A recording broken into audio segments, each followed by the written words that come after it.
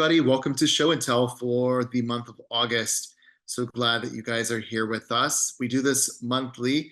Most of you are here on a monthly basis. For anyone who is new to this webinar, just a quick explanation. It's just a chance for some of our global team at FS to come together and to share some things that are currently on our radar that are inspiring us. And in turn, we hope that it inspires you as well. We're always trying to do some work behind the scenes here. So oftentimes we start to connect some cultural dots as we present at each month Show and Tell. You will receive an email following later this week with both the recording of today's webinar as well as a list of all the links. So don't feel free to keep up as we go through today. We will be doing this again the first Wednesday of September, which I believe is September 4th. And that will be our September Show and Tell. Before we jump into today's links, just a few housekeeping things. We do love to see your chats as we go through the webinar, so please feel free to utilize your chat box. Just be sure to choose everyone in the pull down so that both attendees and panelists can see your questions or your comments. I'm going to turn it over to Ellie from our marketing team to go over some upcoming events where you can see some of the FS team around the world. Hey, Ellie. Hi, Michael. Thank you so much. Hi, everyone. So I'm Ellie, Marketing Manager at FS. Just wanted to go through some of our upcoming events that we're very, very excited about. So on the 19th of August, we'll be attending Project and Sourcing at Magic in Las Vegas, where we'll present 3 sessions. We're kicking off with a presentation on men's seasonal strategy by our very own Show and Tell host and VP of Menswear, Michael Fisher. The next session, led by Melissa Moylan, our VP of Women's Wear, will cover contemporary women's seasonal strategy. And lastly, in the afternoon, our Director of Materials, Nia Silva, will discuss culture, materials, and color for fall/winter 25-26. We'll have a booth at the show, so if you're attending, please stop by to say hello. We'd love to see you in person. To register, visit fashionsnoops.com/events. But that is not all. We have 2 more exciting events coming up. So if we move to the next slide, on the 27th of August, we are hosting our very first in-person event in Mexico City, where we'll explore how color and materials can transform your designs, give you a competitive advantage, and promote sustainability in your industry. This presentation will be in Spanish, and spaces are limited. So if you'll be in Mexico City on the 27th, we encourage you to submit your interest in attending. And then lastly, on the 11th of September, we are hosting a morning of creative exploration, inspiration, and knowledge sharing in London. We'll explore key shapes, materials, and trends set to emerge in women's wear, menswear, and youth markets. Activities will range from a sound meditation to a round table discussing why creativity is a vital and rare resource today. So if you'll be in the London area, we'd love to see you. Spaces are limited, so submit your interest as soon as possible to secure your spot. To do so, please visit fashionsnoops.com/events or email me at eleanor@fashionsnoops.com.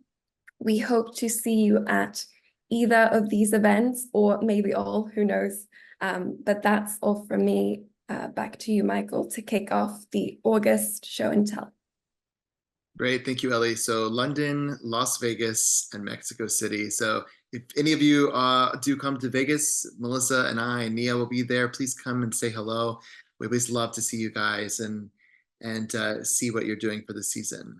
So give me just a second. I'm going to bring up our links for today. So today we are fortunate to be joined by members of our women's intimates and our visionary team. Those are the amazing people that do our color reports and our videos and everything that you guys love to see ahead of season. So we are joined by all of those team members today. So we're going to get it started. And I think we're going to start off with Patricia. Thanks, Michael. And hi, everyone. I'm Patricia, Director of Women's Wear at FS.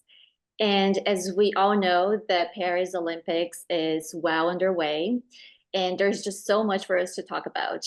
So I'll start with something that got a lot of buzz online, and that is the Mongolian Olympic uniform. It was designed by a label called Michael and Amazonka, and they had these amazing embroidered vests, pleated robes, and accessories that were inspired by traditional attire. So we see the national colors of blue, red, white. We'll see some gold threads and various traditional patterns and motifs. So I would love for us to see the video and hear from the designer herself. All right, let's watch the video. The three colors of our flag, red, blue, and gold. And this is the symbol that everybody in Mongolia loves, Ulti. It represents longevity. These Olympic uniforms have captivated the internet. This won the Olympics before it even started. It looks like everything's been really well thought out. I love the little bags. Michelle and Amazonka, a family-run business set up in Ulaanbaatar in 2015, designed the uniforms. Two sisters are the designers, and the third is the company's CEO. The international response was mind-blowing. We did not expect that the social media would become crazy about the designs. We are a fashion company trying to create modern Mongolian fashion. The clothes are rich in symbolism and represent Mongolian culture and tradition, developed with the input of a National Olympics Committee, athletes and designers. Mongolian clothing culture spans through several centuries. It's very rich. We have a lot of ethnic groups, all of which has different elements in their clothes. You can see the white 9 banners. That actually means that our Nadam has begun. Nadam is our Olympics, and it's the symbol of our unity. We also included a mountain to represent the hard work of athletes, and the hawk is also a symbol of our warriors. We embroidered it with the golden thread. The designers wanted to make sure the costumes were also practical, light and suitable for the hot weather. Many female athletes expressed that they would like to have some kind of bag or pouch. They need their phones, napkins, other small stuff. We'll watch the opening ceremony together. Probably there will be a lot of crying, screaming, and hugging.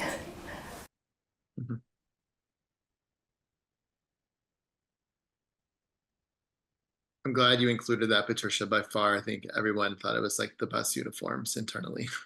Yeah, I mean, there were so many other great uniforms and others that weren't that great, but I think this one really captured the attention online, and it's definitely my all-time favorite.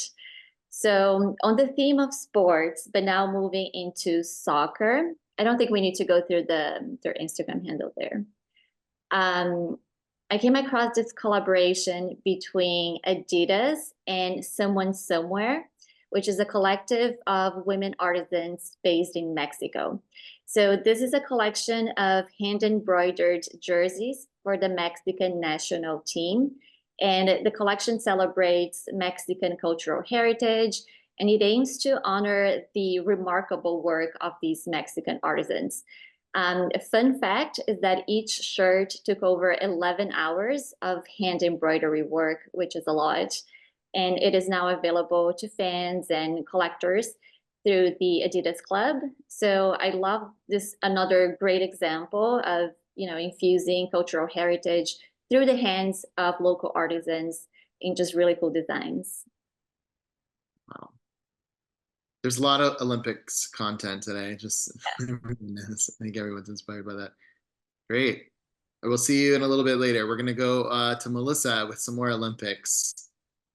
Hi, everyone. I'm Melissa Moylan, VP of Women's at FS. So Patricia's had a lot of gorgeous things happening, and mine is a little bit more of a marketing piece from one of our favorite French brands, Jacquemus. Um, we'll go through these, but I just wanted to share this because I thought that it was so genius. It spoke to kind of who Jacquemus as a brand has established themselves as. So they're going to go through like these kind of like real as well as like non-real sports. So there's ping pong in a field, there's like diving, but it's into a kiddie pool, there's napping in a hammock. And I think one of the things that makes Jacquemus so relevant today is that its marketing is just genius. It's one of the strongest pieces, I think, of the brand. So it's unique, like these settings are just, obviously we're not performing the Olympics here. This is the background of a truck, but it's a tennis court. And I just thought that it was interesting to kind of, it's fun, it sparks conversation, it taps into currently what's happening everywhere, even though, Jacquemus is not doing any official uniforms for the games. But I thought it was an interesting way to stay relevant and, with some tongue-in-cheek expressions. How do they manage to find the most beautiful locales every single time they do a marketing campaign? Yes. Early summer, it was all about like in Italy, I believe, on the sea. Yeah, I feel like I've also heard, wouldn't you just love to take a trip that goes to all of the Jacquemus show destinations, because it's always just like a lavender field and it's so stunning and gorgeous in its own right. It's funny that I see someone commented on the right that says, I adore that these aren't AI. They easily could be. That's the funny thing, but Yeah. it's great. It's so funny, so cheeky. And that's last one. Awesome. And more Olympics content. We're going to move over to Katie. Yeah, even more Olympics content, but kind of getting a luxurious makeover. So along with all of the fun content, so LVMH is one of the biggest brand partners of the Paris Games. They spent about 160 million. As you see, brands like Dior, Louis Vuitton, Armani, sponsoring athletes and teams. You might have seen the Louis Vuitton cases presented at the presenting the Olympic medals in Torch, to even Armani attire donning Team Italy there. So very fashionable for the Olympics. They are also the premium partner of the Olympic Games, which I thought was really interesting as well.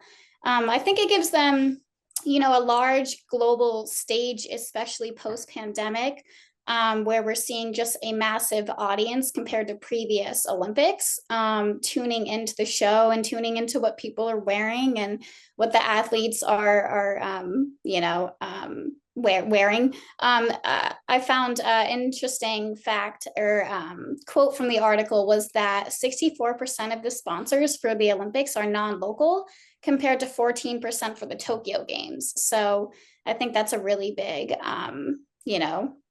piece of, I think that's a really big, factor to the games this year.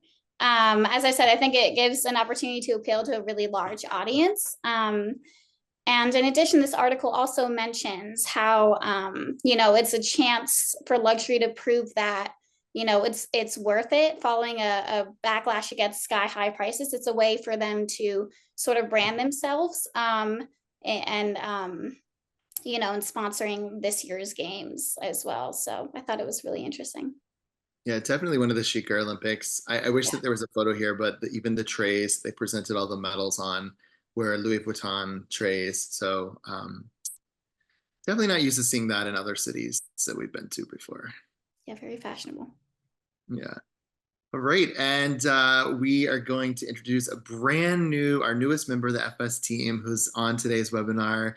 Going to turn it over to Katie May. Katie May, maybe you can introduce yourself and what your role is here at FS. Sure. Hi, everyone. I'm Katie May. So I'm the new Intimates and Swimwear Director here at FS, and I've been here about just under 2 weeks, I think. So I'm from the UK, and I wanted to start with a really incredible poem that I heard yesterday. And it's quite topical, and I'm sure you've seen in the news some really distressing scenes of race rioting here in the UK. And it's by a poet called Holly McNeish, and her poetry is incredible. It often tackles things like motherhood or gender equality, body image, immigration, and she's just really brilliant. And the caption on the post, I don't know if you can see it there, but it was like, a poem I once wrote for a white English man who said he was leaving England and moving to Spain to get away from all the immigrants. So if you could press play, Michael. Yep. British national breakfast. They start the day with a small glass of orange juice, bought at Sainsbury's, South African produce. Mugs emblazoned with our German bread queen. They sip English breakfast tea, forgetting those are Indian leaves. 1.5 teaspoons each of sugar grain, bought at Asda, Barbadian cane. Husband fries eggs, wife waters wisteria, cooking oil from Italy, heating oil, Nigeria. They swallow 2 pills each to help their bowels and digestion, invented by a research team of US and Indian. Newspapers flick through, headlines are read, says more crime, more violence, less hospital beds. She complains to her husband, he complains to his wife. They complain it must be those foreigners ruining their lives. Voting polls open, Farage is ticked, pen bought from Staples, Iranian ink. They drive home on roads laid by Irish Jamaicans. She sprays on her perfume, an Arab invention, complaining about foreigners joining their country, forgetting the source of their dear British money. Desperate for someone to blame for her boredom, she waters the pansies, fertilizer from Jordan. Desperate for someone to blame for his misery, they complain that foreigners are ruining this country. Afternoon nap to TV, both sigh. Made in Sri Lanka, sold from Shanghai. Mumbling that Polish have run to their country, they watch A Place in the Sun, repeated from Sunday. Shop down at Asda because the stuff there is cheaper. They complain more British jobs for more British people. Buy 2 for 1 offers from low wages abroad, claim the price of local farm shops is robbery fraud. They pick up a pizza on the short journey home, complain British culture is being pushed to death row. Home on the couch, watch TV all night, complaining that foreigners have ruined their lives. Finish their day with a cup of hot cocoa, beans made in Kenya, profits to Tesco, complaining in bed about closing our borders. They don't learn Spanish, retire to Mallorca. So she's brilliant, and she also wrote a really great post, I think, yesterday. And she was talking about how we should rename English expats to immigrants, or just any expat. And she wrote a plea to the expats. If you're an English person who has moved abroad, please start calling yourself an immigrant and not an expat. Like in conversations where you say, there's such a supportive expat community here, or I met a really nice group of other expats. Let's try. There's such a supportive English immigrant community here. My French is getting better since I joined a local French class for English immigrants. Because you are an immigrant too, and that's okay. And we need to stop pretending these are 2 different things, because it all just leads to the demonization of certain people who migrate between countries, which as humans have done since we grew legs and began trading and fighting and falling in love with one another. So I thought that was just really beautiful and super inspirational. And I'd also recommend, she's got a book on motherhood, and it's called Nobody Told Me, and it's just a really raw, unfiltered journey through the joys and struggles of motherhood. What a great sentiment. Glad you have that. So she's incredible. Right. And then the next one is a bit more cheery. This one it's about the lesbian renaissance. So it's something I saw on the Gay Times website the other day. And they've got this cute little video to go with it, but it's basically about the lesbian renaissance that we've been seeing over the past year, little over a year. And also they posted this about a week before the Charlie and Billy video came out. So I just, if you play the video, it's so good. Okay. Chaperone and you watch I Kissed a Girl, but did you know we're in the midst of a lesbian renaissance? A lesbian Suffolk renaissance. Yes. At the start of the 21st century, lesbian was considered a dirty word, with many Suffolks themselves not too keen on it either. However, in the last few years, the word has been reclaimed and rapidly growing in popularity, with the likes of Renee Rapp, Julia Fox, and Chaperone relabeling themselves as such. In music, we're seeing queer women share their deepest desires with the mainstream. Whether Chaperone's knee-deep in the passenger seat, Billie Eilish is eating that girl for lunch, or Janelle Monáe is doing anything for their lipstick lover. In film and TV, lesbian love is finally getting the flowers it deserves, with coming-of-age comedy, bottoms, and crime thriller Love Lies Bleeding breaking boundaries. Reality dating show I Kissed a Girl also surpassed expectations and engrossed the UK and beyond. So much so that even straight people were living for the lesbian drama. And in wider culture, She Bar is no longer London's solitary lesbian nighttime hangout, with La Camionera opening its doors in 2024 and tailored events for people of colour like Lick and Pussy Palace taking over London town. Lesbian culture is well and truly everywhere, from books like Girl, Woman, Other to podcasts like Lesbian Supper Club. No longer a hidden secret or hypersexualized object, this is the lesbian renaissance. You listen to Chapel. So I thought that was really lovely. And I do think that lesbians have been pretty underrepresented historically. And I'm not sure if anyone watched I Kissed a Girl. This is quite a British reference, but it was basically like this dating show, like Love Island, but for lesbians. And the cast are all quite young, and they were all talking about how ashamed they were of the word lesbian, due to being bullied about it at school or due to the word being over-sexualized. But there was one really sweet moment where they talked about reclaiming the word and not being ashamed anymore. And it was basically due to one of the girls explaining a fact that I didn't actually know. But the L in LGBTQ plus, it comes first because of the role that lesbians played during the AIDS crisis, where they supported and nursed men in the gay community at a time where many others, including healthcare professionals, basically shunned AIDS patients due to fear and prejudice. So I thought it was really lovely. And there's a few more references. I don't know if anyone's watched Bridgerton. That is probably another really extreme English reference, but there's a hint at a lesbian relationship next season there. And there's loads of really funny memes on the internet about don't let your husband stop you from finding a wife. So that looks like it's going to be exciting. And also all the lesbians, including me, falling in love with Kim Ye-ji, who was the South Korean markswoman who got silver for the 10-meter air pistol event. And I don't think she's actually a lesbian, but she definitely broke the lesbian internet. It's really interesting about reclaiming words, to your point, just even as someone like me, went to high school in the 90s, it's just so amazing that Gen Z has really embraced the word queer, now, because it was a really, really horrible word, when I was in high school and in college. And it's really interesting to see people reclaiming words just to be more empowering. Yeah, same. I mean, I've always said lesbian. Me and my wife didn't know it was a thing until we were watching these young kids talking about being ashamed. But it was really nice. But I highly recommend I Kissed a Girl. It's brilliant. I must say, I laughed yesterday when Katie May shared this link with me. The first thing I thought of was like a lesbian Renaissance fair when I saw lesbian Renaissance, which would be great as well. All right, we're going to turn it back over to Patricia to keep us going through the women's links.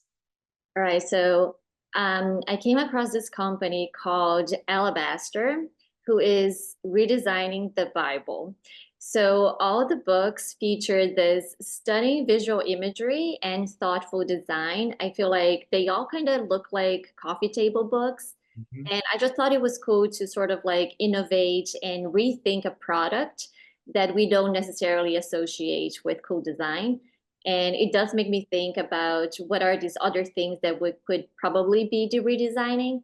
And what they say is that they believe that beauty matters, and they strive to make products that help bring forth beauty into the world. And I think this is the point of great design, isn't it? To create something new and add more beauty into the world. So I love that vision. I found this really fascinating when you put it on the dock, and if you really think about it, being like the oldest book in the world, as they say, it's like it really isn't updated at all from a graphics or design perspective. And you're so right. There's so many other things like, you know, things from the Grecian times, whatever things that we always have to read in school that could be totally updated just to be more compelling visually. Really. Wow, each book is really expensive too. So my next link is a fun artwork by an artist named Felipe Mata. And this is the cookbook for the fashionable. So he envisioned recipes for different brands. So we can see Prada's strawberry pavlova, Chloe's saumonière, and Rick Owens' chocolate cake. I thought it was really fun to imagine brands as dishes, like, you know, Jacquemus could probably be a croissant or something. These are all AI generated, so unfortunately this cookbook doesn't exist. But if it did, I feel like we would all be wanting to buy it. That's great. All right, and Melissa, we're going to talk about a pop-up. Yes. All right. So this is kind of also a spoof. If you are in the New York City area, there is currently, we'll call it an installation by The RealReal, that we know is, I think, the largest platform today globally for designer resale. And so what it is, it's a storefront. It was like the first image at the top of the page, and it's not a store. They're not actually set, or wait, you know what? I think it's a little bit farther down. But it's a storefront and it's on Canal Street. So we know Canal Street as kind of like the epicenter of knockoff goods. And so what you see is you could see these designer handbags inside. However, they are all knockoffs that The RealReal has received from people submitting to resell their goods. And so the point of this, it says, you know, it has like the hours and it's closed every single day, but then it has a QR code. So the idea is that people look in and they're kind of questioning what is real. It leads to this site on The RealReal, and the idea is kind of like to start this conversation. So those 4 areas, challenging customers kind of what they know about counterfeit goods, considering the impact, like behind who's profiting from this. A lot of it is related to cartels. A lot of counterfeits are made in very unsafe working conditions. It obviously undercuts the kind of integrity of the designers and the artisans behind the real goods. And it's also made out of toxic materials. So I think you could keep scrolling a little bit. There's some more visuals, and then it just goes into, okay, like how long RealReal has been around. They have all of these different touch points. I thought this was crazy. They have caught almost 5,000 fakes a month this year, which is just wild. You know, people that maybe don't realize what they have is a fake, depending on where they bought it in. But there's another kind of point to having this, aside from just being this storefront that generates conversation, is that if you bring in any fake rag throughout the time that they have this pop-up in New York, they are going to disassemble it to ensure that the items stay off the market for good. Also, I didn't find any, but they mentioned that they're also planning on hosting some classes and events to educate consumers upstairs. Wow. It's quite a project. Yeah. Yeah, I thought it was clever. I also wonder if they're catching that many fakes. I wonder who's paying, like, do they ship it back to the customer? Like, I mean, also by kind of this display of these are all items that they've received, like Birkins that are fake and everything. I don't think so. I couldn't find out. But I'm also under the impression that they don't ship them back because, you know, they believe in authenticity, and that's, you know, their role in the industry. And right now they're trying to educate consumers about that and take these counterfeit goods off the market. Wow, it's really good. no one does it so boldly, usually. So Right. And great. on Canal Street. And on Canal Street, exactly. All right, in keeping with some retail news, Katie's going to talk about a new merger. Yeah, so you might have heard about a month ago in the beginning of July, Saks acquired Neiman Marcus for 2.65 billion. So it basically, is consolidating the retail market, as some of Saks's competitors have done. So a little bit of background. Saks also bought the license for Barney's following the bankruptcy of that group. They also own Lord & Taylor, their parent company HBC. And Neiman Marcus as well filed for bankruptcy back in May 2020, but they just announced their plans to acquire it this July. So this isn't the first time we've seen a couple acquisitions for major luxury departments, as well as Saks competitor. Farfetch was acquired by the South Korean e-commerce group Coupang in December 2023. But what I think is really interesting about this merger and what they had mentioned in the article about it as well is that they were super excited about acquiring Neiman Marcus for their world-class sales force, which I think speaks to, creating a luxury personal luxury in-store experience as compared to online. So they really wanted to tap into that amazing sales force that's going to make it a memorable moment for customers to buy luxury instead of in the past, especially couple years where luxury was higher selling online. They said when selling luxury products, you need beautiful stores and salespeople that customers trust.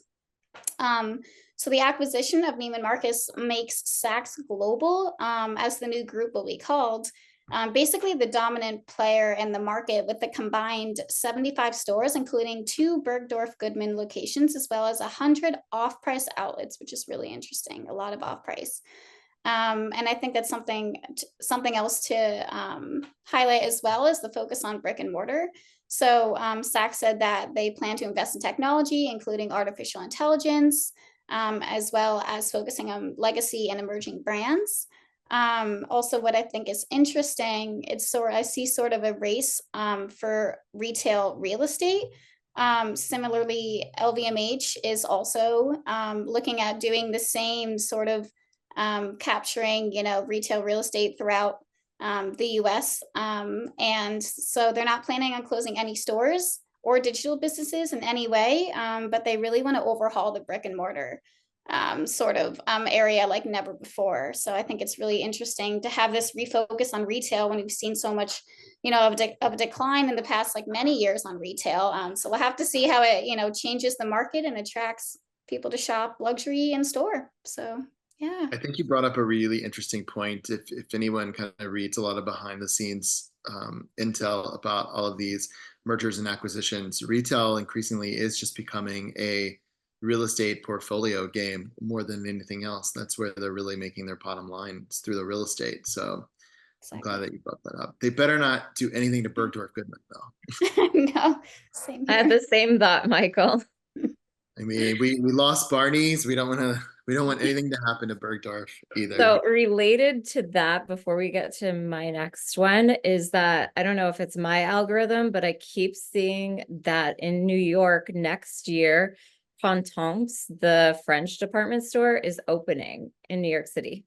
So I felt like that's interesting, and that could be an interesting kind of differentiator from the sameness of department stores. So that'll be for sure something we'll look out for sure. So this is a great, I'm really excited you brought this article to the table. I think a lot of us have shared this one internally, this concept of unbranding. So I'll let you explain this. Yeah, sure. So I think I know Michael and we've talked about Abercrombie and how they've rebranded or actually unbranded, speaking to the article, within some projects that we've worked on together. And a couple of interesting points, I'll just kind of go through what the article addressed, but it's a really thorough article. And they mentioned that Abercrombie right now, it's bringing in more revenue than it actually did when it defined teen culture back, Michael, when you and I were in high school. Late 90s, early aughts in its heyday, right? Yeah. Yep. And it's kind of started, they did this unbranding in 2018, and it's starting to really gain momentum, I think, from last year and then the first quarter of this year. So what they did is they completely removed this, you know, what we used to think of Abercrombie as. So like your preppy, sexy, privilege, wealth. And they replaced it with something that's practical. It's reasonably priced. They don't want to exactly label it. So that also, I think, gives them the freedom to tap into trends without, you know, really trends just turning customers into different people. So if that makes sense, like not really tapping into like micro aesthetics, but you're touching on something. They mentioned this in the article, what's cool but not edgy, classic but not preppy, young but not too young. And I thought that was such a great kind of description of who they are now.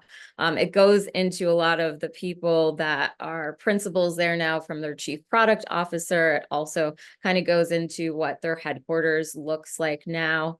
But I thought that it was interesting that they decided to tap into kind of that post-grad millennial between your fast fashion. They're kind of basically listening to their former consumers. They completely changed their marketing too. So their focus is now on the clothes instead of the models like it used to be. They started this by sending their products to more of these like smaller scale influencers. I think I remember last year that I saw, you know, on somebody that I follow, and I was like, Abercrombie, like that's interesting. And so the big part of why I wanted to bring this today, and also within the women's market, is that the women's customer noticed this change first.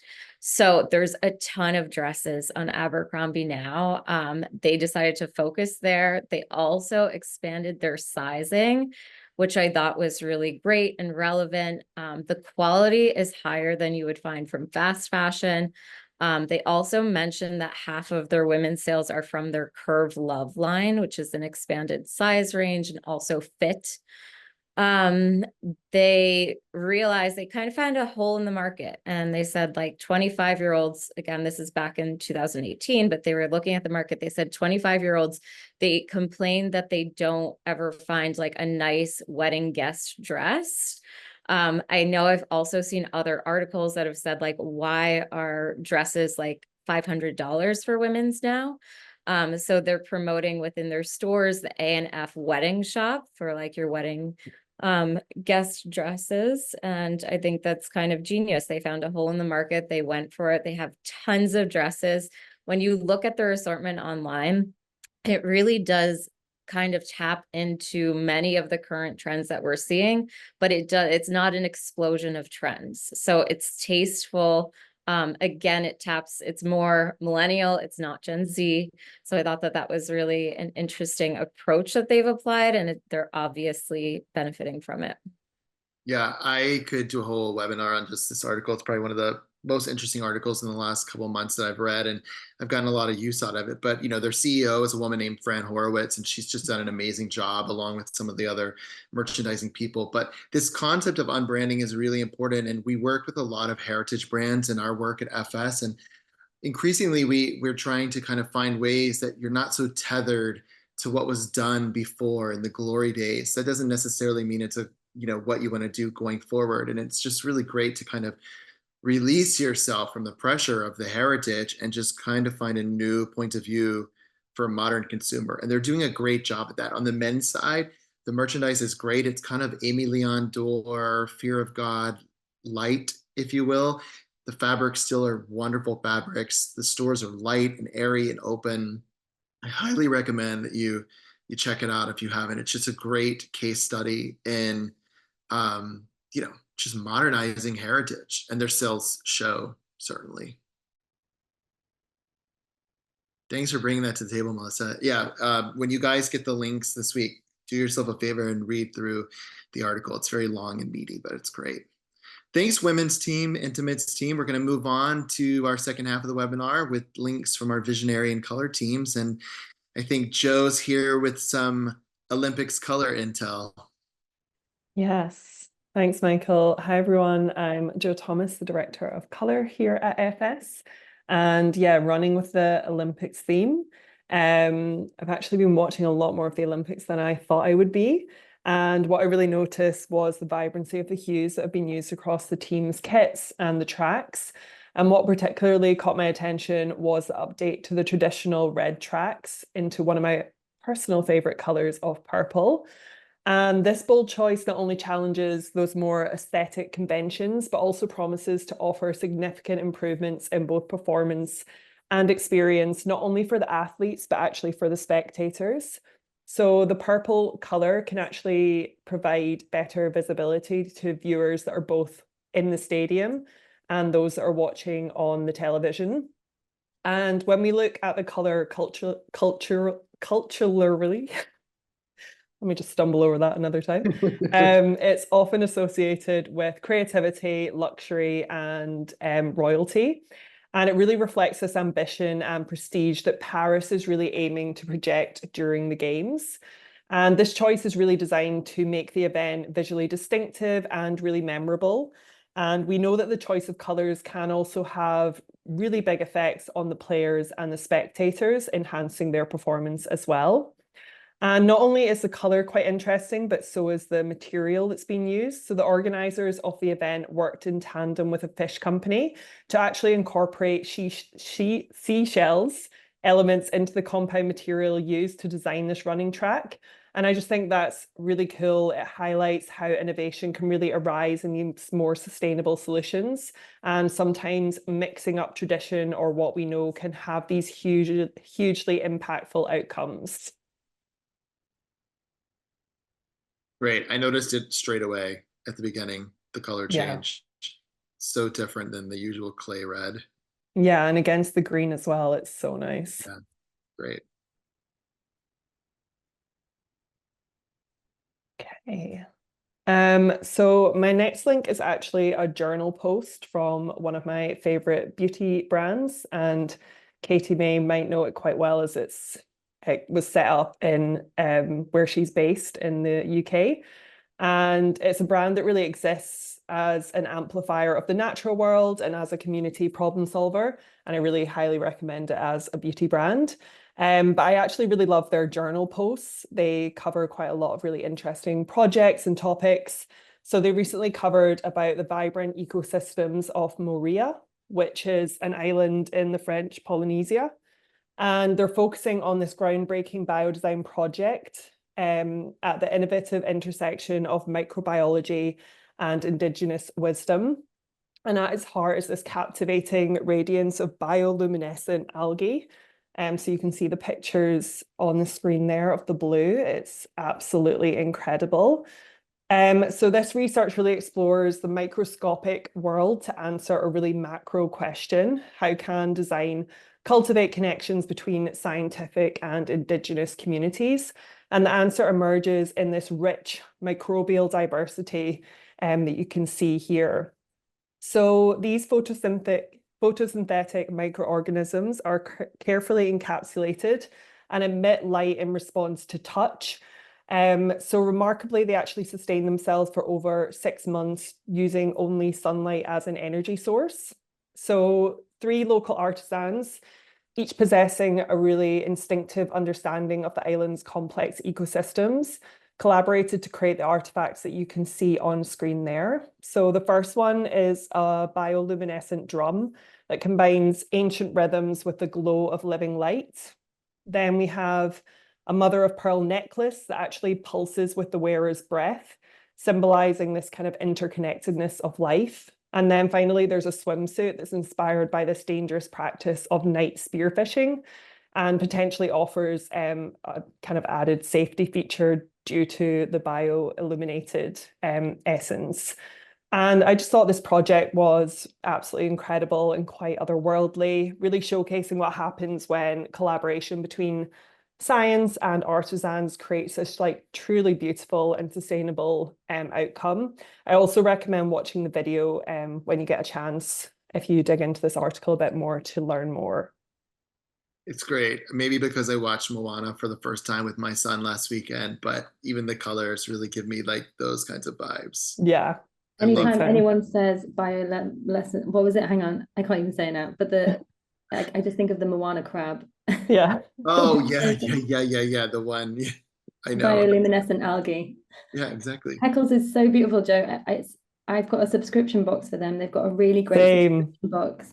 And my Same. wife is like, stop, you do not need any more products from them. But it's so lovely. It all smells so nice. And it's all like they make it from loads of the products from the natural seaweed around Margate where we live. And it's amazing. Yeah. I'm honestly like the biggest advocate for them. I've told everyone to get the subscription box. So good. It's so good. Okay, and then my final link is from the publication Atmos, which is definitely a firm favorite here at FS. And I found this post quite amusing.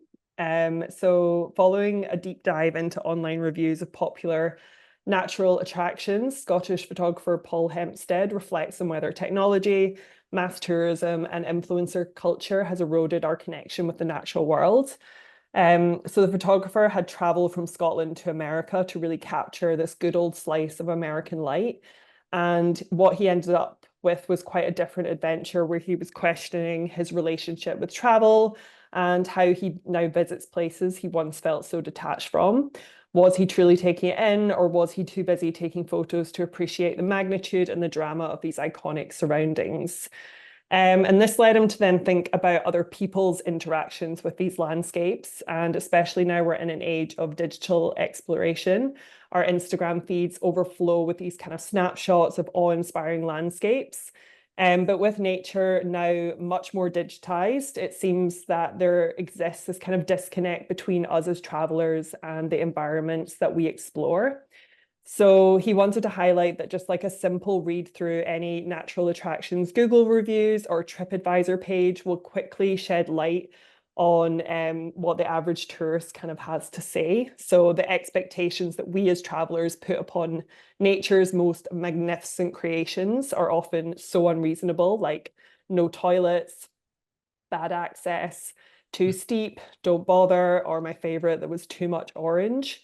So has technology, mass tourism, influencer culture, and these glossy travel photography contributed to the erosion of a genuine connection to the natural world? So today, the photographer Paul really wants to question his interactions with nature as he really tries to embrace a mindset where it's sometimes okay to not raise a camera or a phone to document every detail of a journey. And by using his camera more sparingly, he aims to bring more meaning to both his photos and his exploration of nature, which is something I think we could collectively all do. This was outstanding. I loved it so much. It's like you want to shake these people and say, what do you want? I mean, insane. Wow. Thank you, Joe. Joe, if you don't mind, while we're going through Claren's links, Emily in the chat would love the link to the subscription box if you could find it easily. Yes, of course. Pop it in the chat box. Great. All right, Claren. Hi, everyone. My name is Claren, and I'm the director of video. And today I'll be talking a little bit about our design aesthetic videos. So we decided to take a different approach for this past season's videos and experiment with audio and sound. And usually there would be solely a song to accompany the video, but this season we brought sound effects into the forefront of the audio to bring emotion across and really make you feel like you're there. So we're going to play Mundane, which is our first Spring Summer 26 design aesthetic video. All right, you're in for a treat. Here you go, guys.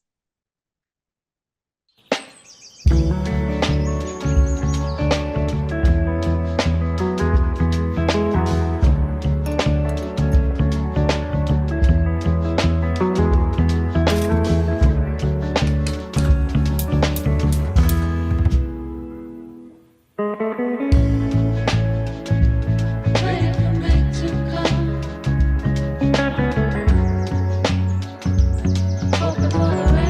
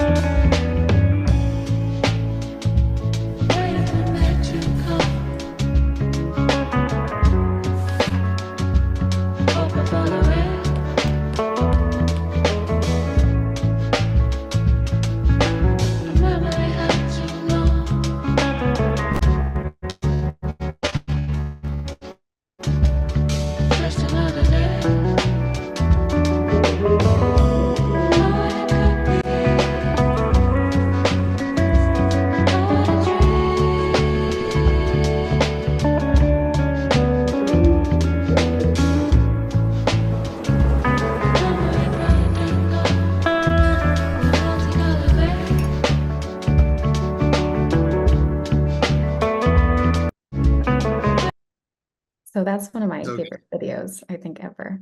But I was inspired by many different films and directors to take a different approach with the audio. But one of the films that I've seen recently that really reminded me of this style of editing is called The Taste of Things. And it's a French film that was released this past February. And it's just so beautiful. It's like every scene is a work of art. And it's not very dialogue or plot heavy, but the sound effects and the visuals really make the movie so entertaining. So we can watch the trailer.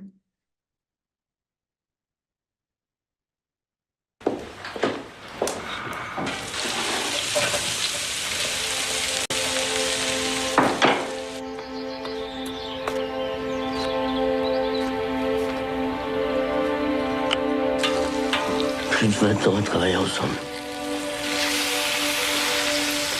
Je lisais une recette et elle faisait des merveilles sur le feu. Nous passons plus de temps ensemble que bien des époux. Je vous le demande encore, Eugénie. Marions-nous. Combien de fois encore allez-vous me poser cette question?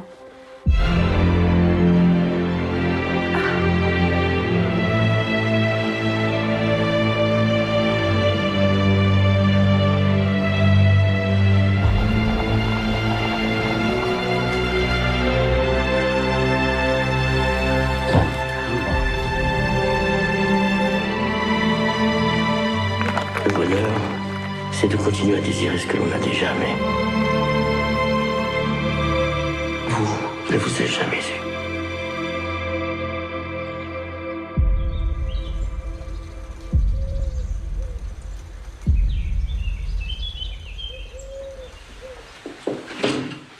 Cet instant, le meilleur moment de la journée.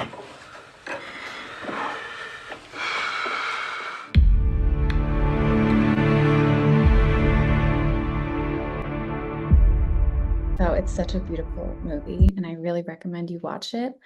And we always incorporate some sort of culinary element into our design aesthetics and videos. So that might be one of the reasons why I'm drawn to it. But I always think food and film work so well together, maybe because of the sensorial experience of it all.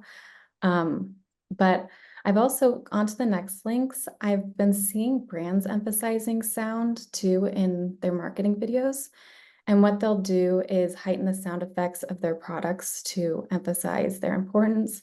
And it really allows the viewer to focus on only that specific item.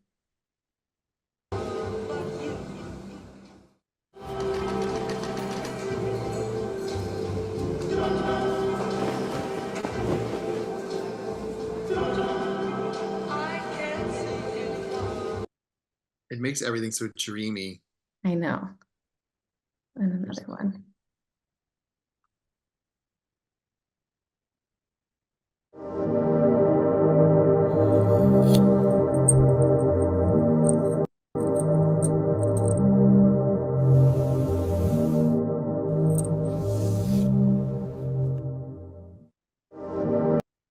So it's such a simple but effective marketing technique, having you like stop and focus on their brand and what they're selling.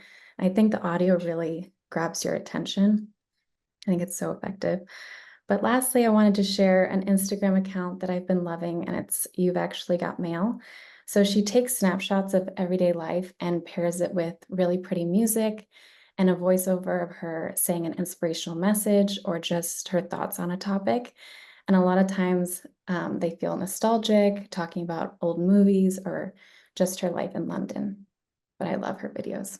Of our days, they reveal the intricacies of those little things we weren't sure mattered, but actually they're everything.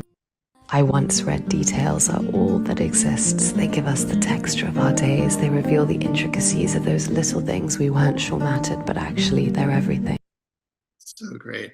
This is like the kind of AMSR or whatever it's called that I can like tolerate. Totally. Yeah. She has so many videos like that, and they're so fun to look through. They're like short and sweet, but I think they're all on like the theme of like romanticizing the little things and how powerful even the simplest videos can be. So that's it for me. Great, thank you. Everyone's loving the videos in the chat, and looks like a lot of Amazing. people are agreeing with the one movie, saying it's really wonderful. It's really good. Wow, that was great. Thank you, team, for joining us today. So everyone on the call, we're gonna follow up with you today or the next day with an email with all the links and with the recording of today's show and tell. And we appreciate you joining us. Hope you have a great end of the summer, and we'll see you again on Wednesday, September 4th, for, I guess, technically the first one of the fall, if you will. So take care, everyone. Have a great month. Bye.